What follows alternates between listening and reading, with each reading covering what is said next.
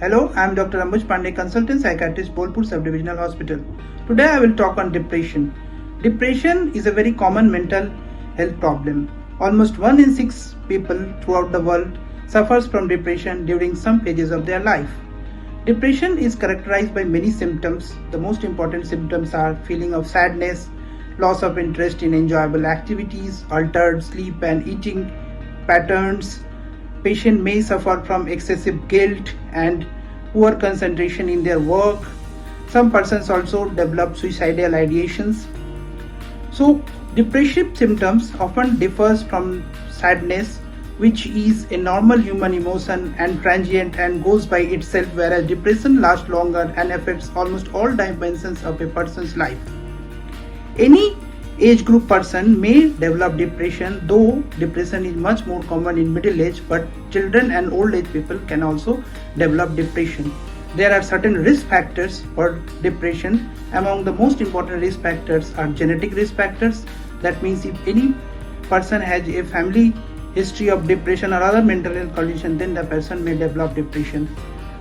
Other risk factors are substance abuse, that is addiction of different type of substances, or having past history of abuse, that may be either physical or mental or sexual, or that may be some other risk factors may be present like family or social rejection, like loss of job or broken relationship, etc.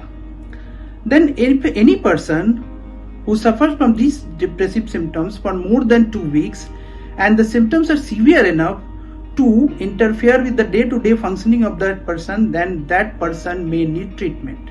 There are various treatment options available these days. Among the most common used treatments are pharmacological treatments, that are certain category of drugs are used. Those are called antidepressants.